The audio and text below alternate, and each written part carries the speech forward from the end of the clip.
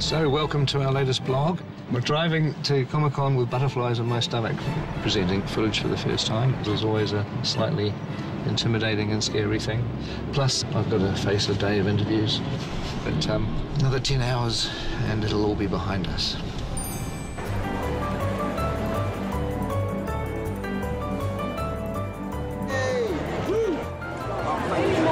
So hopefully we'll find Ian and Richard in here somewhere. The Hobbit certainly is more funny. One interview down.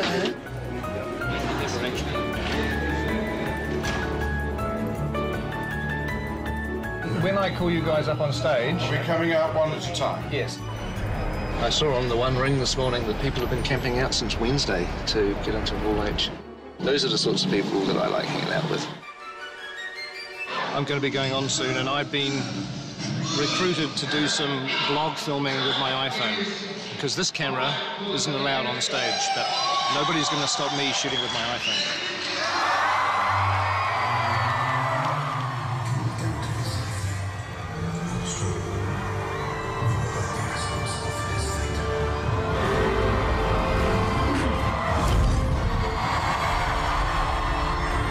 Ladies and gentlemen, please welcome to the stage,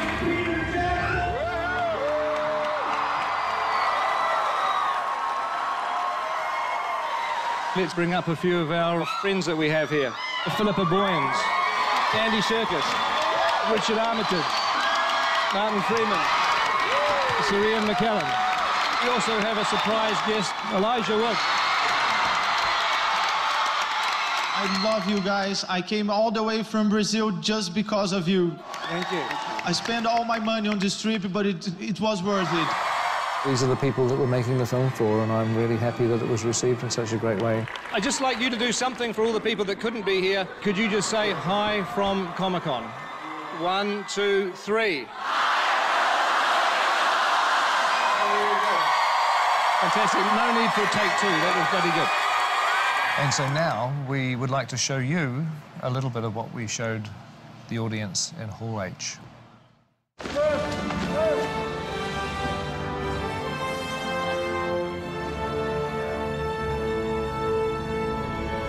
That's great. Good. Welcome to the last 5 days of our shoot. It's a bittersweet kind of moment. It feels like I'm still at the foot of the mountain. It's a little difficult to do a wrap-out on our last bit of shooting because so much of what we've been doing recently has been filmed too, which is obviously secret. But we'll show you little bits and pieces, little snippets, and there'll be a lot more of what we've been doing that we'll save up for future vlogs. Hey, Comic-Con fans, how are you? This is Dory, coming live from the set of The Hobbit. Stay classy, San Diego. Hi, Comic-Con. John Callan here. I play Oin in The Hobbit. Hi, this is Dwalan saying a big hi to all of you in Comic-Con. Greetings from the very heart of Middle-earth. A really amazing moment for me, I guess. It was the first time we stepped onto Bag End. It's become so embedded in your psyche from what you've seen before. We're all ready to go, and Ian came on for the first time, and you look at him and you go, oh my God, that's Gandalf. I look back on that with fondness because we got to know each other on Bag End, and we really got to know each other as dwarves.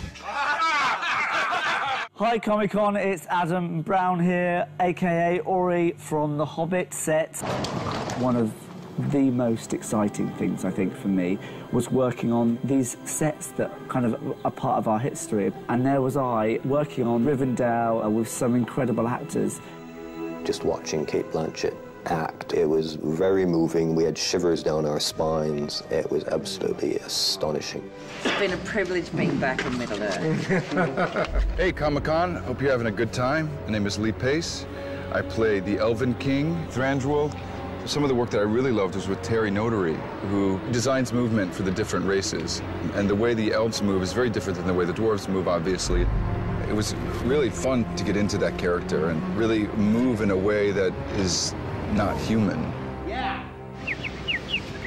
Sylvester McCoy, who played Radagast, is the loveliest man. I need people. I think that Sylvester's going to be one of the delights of these movies. The real McCoy. I remember going out to Trentham and wandering through the 100 meters of forest that they built. Seeing Roscabel, which is Radagast's house. Radagast's character was a lovely, spirited wizard, and his house really reflected his character beautifully. Dale was beautiful. It really was like, it was like being in another country. It was very Moroccan, Turkish, sort of Italian. Yeah.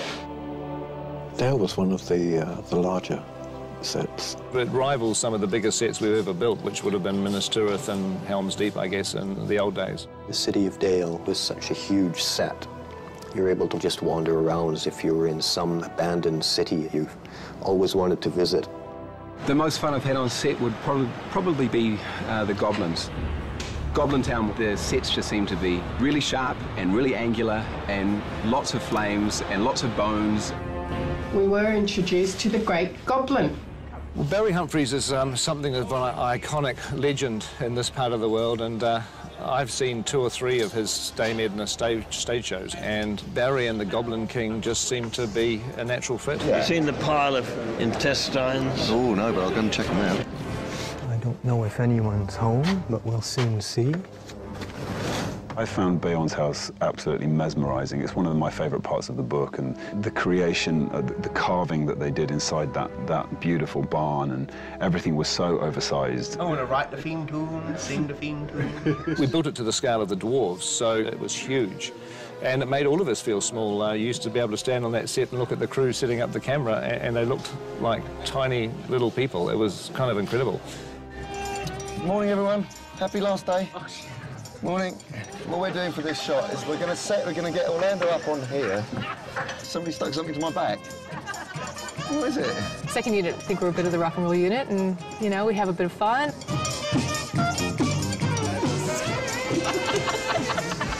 Greg's shorts, I think.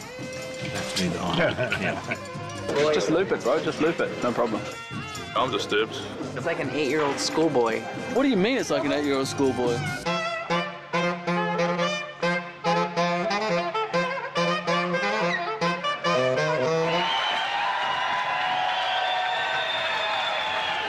He's a rock star. He has got energy to burn, and that infectious enthusiasm and his absolute dedication made a huge difference to the second unit. And crank it up.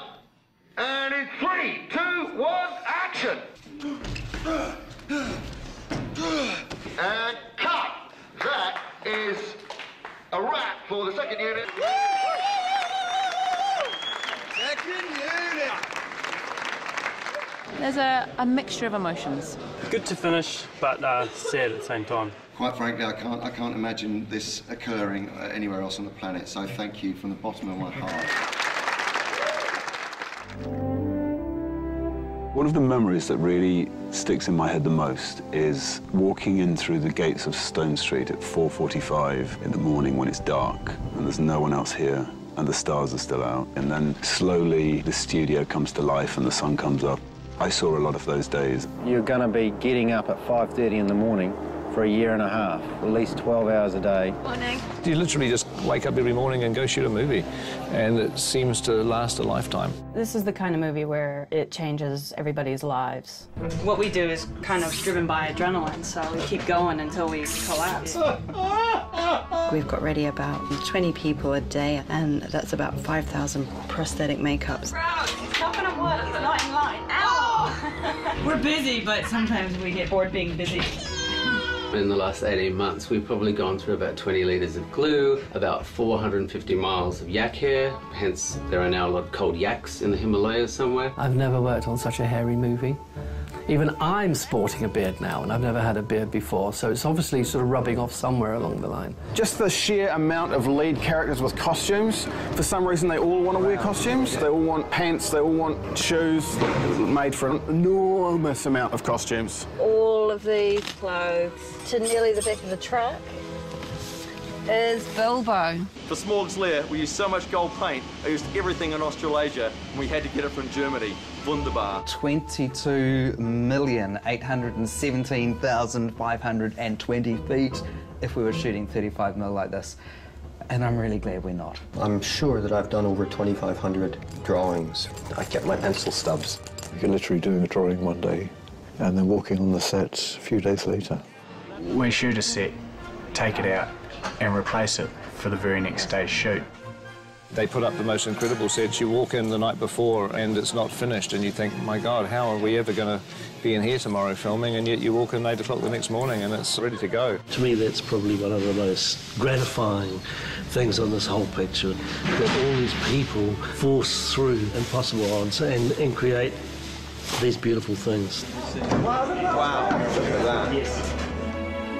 I'll miss the camaraderie of the folks that we've built up and the cast and crew. You know, we've spent an awful long time together. There's like sort of 12 or 13 of us who have been in a mini army.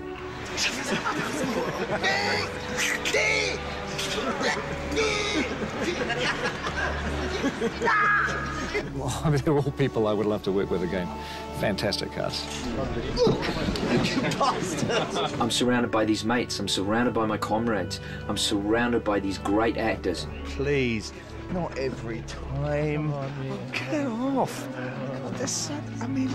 You get so close that you're able to freely abuse them on a daily basis and they don't seem to mind. And that's the poster.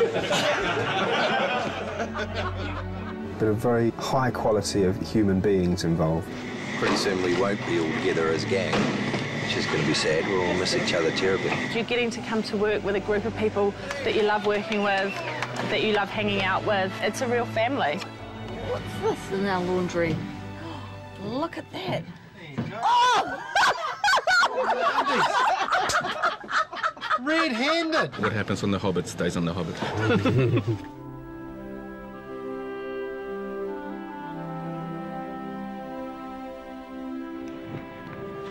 Finishing up in Mirkwood today, eh? It's the old, finish with a bang.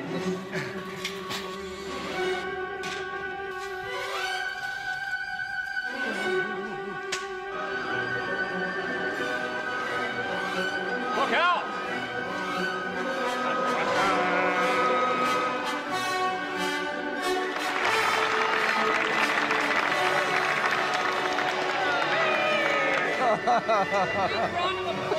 I'm gonna miss you. I'm gonna miss you, man.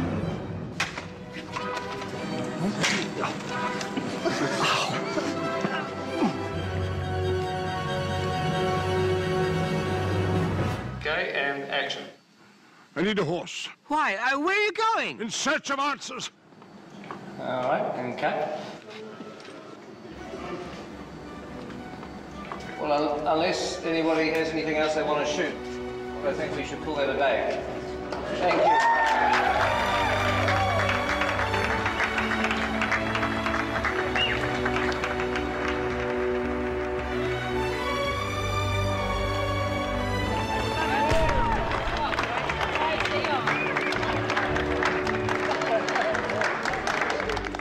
Well, obviously, I just want to say thank you to everybody, an incredible cast, incredible crew. Seems like a lifetime ago that I had to do this speech at the beginning of the shoot. Oh, God, it was a long time ago. You know, as a director, it can be kind of a lonely job. You know, at times you feel like you're by yourself trying to solve problems, but then everybody steps in and suddenly I realise I've got this incredible support and all of you guys have got my back and you're behind me. And for that, I'm incredibly grateful. Thank you.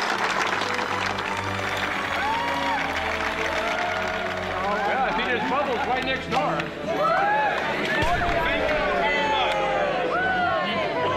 It's been a terrific atmosphere shooting this movie, and I hope the vlogs have in some way given you all a chance to share in that and to experience it for yourselves. And we'll be continuing in post-production. The energy, the environment, everything's going to be very, very different, but it's still got equal amount of challenges. So look forward to seeing you during post-production. It's just lemonade, honestly.